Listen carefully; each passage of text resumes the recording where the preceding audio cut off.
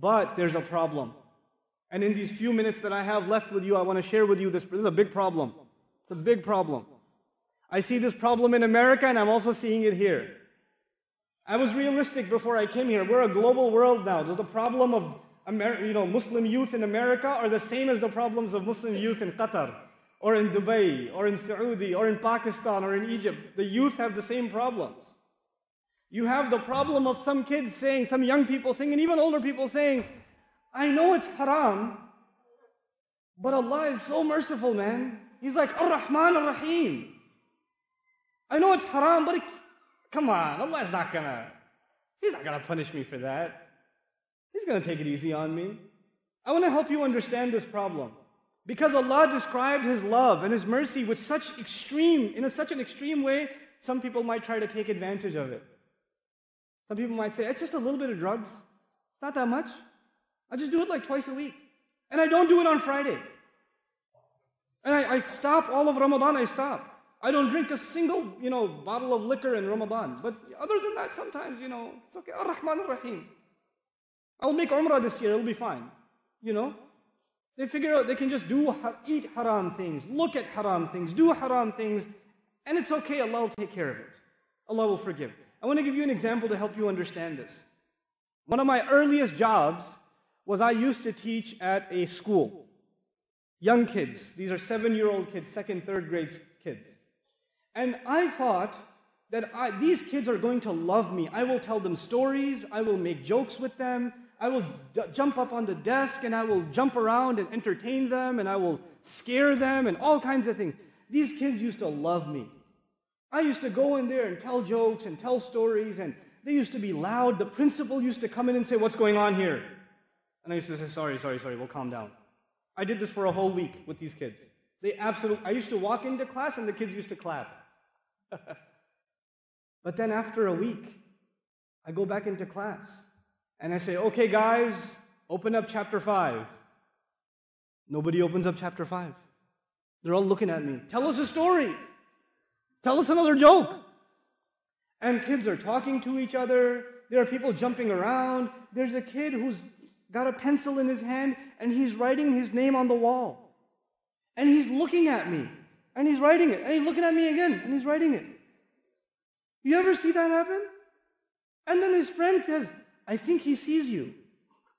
He says it to him. And he goes, I know, but he's a nice guy. And he keeps going. They think I'm merciful. They think I'm kind. So they figure, hey, this is a nice teacher. We should do whatever we want. When Allah describes His mercy and His love, some slaves of Allah, man, they try to take advantage. Like, Allah is so merciful. No problem. I'll give you one more example before I conclude. I haven't introduced Allah to you yet. Alhamdulillahi Rabbil Alameen Ar-Rahman Ar-Rahim is 2 ayat. There are 3 ayat that introduce us to Allah. But before I get to the 3rd ayat, I want to give you a simple lesson. Imagine there's a man and he has a slave. So this guy has a slave. And he tells the slave, you can do whatever you want. Here's the field. He owns a field. He said, you can do whatever you want in this field. You can eat whatever you want, go wherever you want. Just don't go on the other side. There's a line. He drew a line with chalk. Not even a fence. It's just chalk. Just don't go on the other side. So the slave is happy. He can do whatever he wants. And one day the slave is close to the border. And he falls. And he falls on the wrong side. And he immediately looks at the master staring at him. And he says, sorry. It was a mistake. And the master doesn't say anything. No problem. He doesn't say anything. So he gets up, he dusts himself off. He's okay. Next day he pretends to fall. And then says, sorry. The master doesn't even get up, doesn't even look angry. He says, this is pretty good. I mean, he told me not to go on the other side, but I've gone twice and I didn't get in trouble.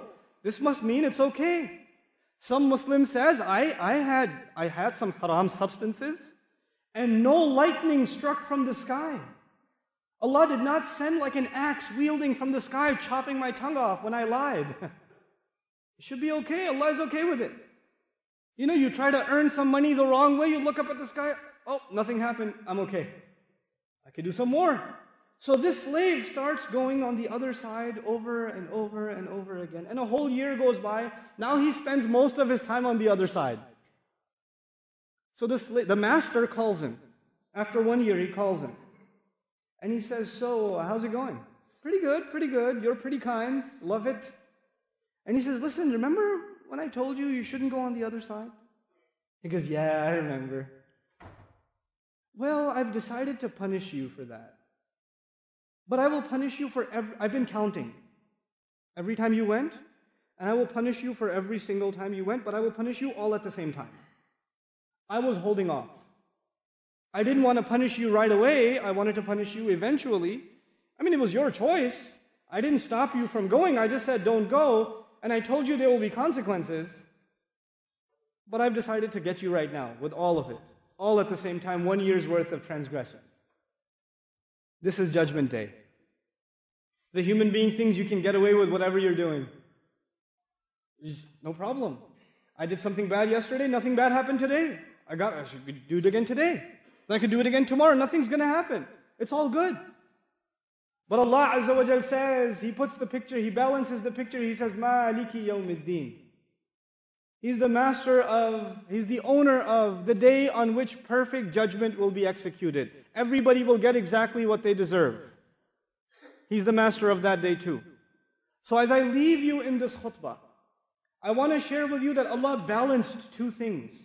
On the one hand, He is extremely loving, extremely merciful. And on the other hand, if you take advantage of His love and His mercy, then He will judge you too. On Judgment Day, there are only two kinds of people. People who get judgment, who get accounted, who get audited, then their records are checked, and the people who Allah doesn't check their records, He just lets them go. I want another story before I let you go. Soon after 9/11 in America, there was a lot of security at the airports. And of course, they gave Muslims special treatment when they travel. Right? So we had take your shoes off and go through extra security and pat-downs and all of it. It's not like that anymore. The first couple of years were pretty bad. So one time I was traveling and nobody gave me extra security. I traveled like a regular person.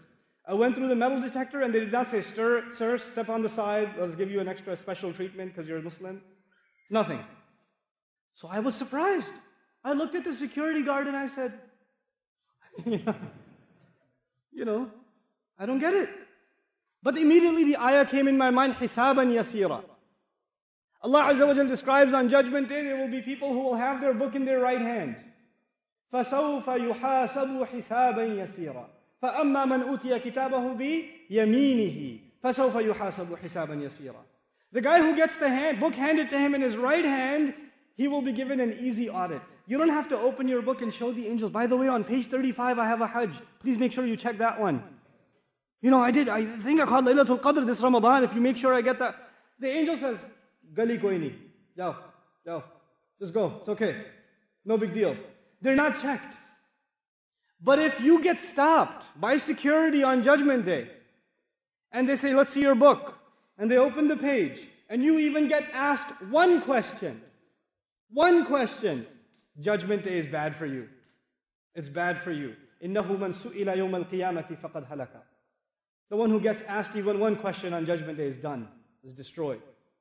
On Judgment Day, either we will be people under the shade of Ar-Rahman Ar-Rahim, or we will be people under the justice of Maliki Yawmiddin. We want Allah Azza wa Jal not to judge us. We want Him to show us His mercy, so we don't take advantage of it. We keep it balanced. This is the essence of who Allah Azza wa Jal is to us. Don't think that you're forgiven just because you do some good deeds. Don't think like that. And don't think Allah will not forgive you. If you've made mistakes all of your life, and you made mistakes even before you came to Salat today, if you did that, don't think that you're going to hell. You're not. Who says you're going to hell? You're still alive. The opportunity for tawbah is still there. Allah is still letting air into your lungs. He's still letting you breathe, which means He still wants you to come to Him. If He wanted you to be done, you wouldn't be alive right now. Everybody who's alive is because Allah wants them to make tawbah. That's a mercy of Allah to them. So you don't ever think it's too late for me, or I've done too many bad things. Allah will not forgive me.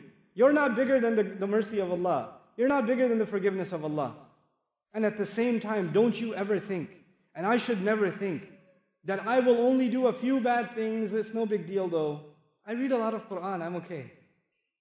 I make salat in the masjid, I'm okay. I have some bad habits, they're hard to let go of, but it's okay, Allah will forgive those. Nuh-uh. There are some people who only have one sin, and they keep doing it over and over again. It's one problem they have, and they don't let it go. Allah Azza wa Jal describes this in the Quran. بَلَا مَنْ كَسَبَ سَيِّئَةً وَأَحَاطَتْ بِهِ خَطِيئَتُهُ فَأُولَٰئِكَ أَصْحَابُ النَّارِ. The guy who earned one sin, he's obsessed with one problem. He's got one addiction. It could be alcohol, it could be drugs, it could be pornography. I don't know, it could be something for you. It could be your anger, it could be abusive language, it could be backbiting. I don't know what your problem is. We all have some problem. But you don't let go of it. You hold on to that sin and you say, it's just one problem. Everything else is good though. You accept it. Then Allah says you get wrapped up into that sin. And those are people of fire. Those are people of fire. They don't let go of their sin. May Allah Azza wa Jal help us accept the fact that we are slaves of His. And may Allah Azza wa Jal help us earn His mercy and His love in this dunya and in the akhirah.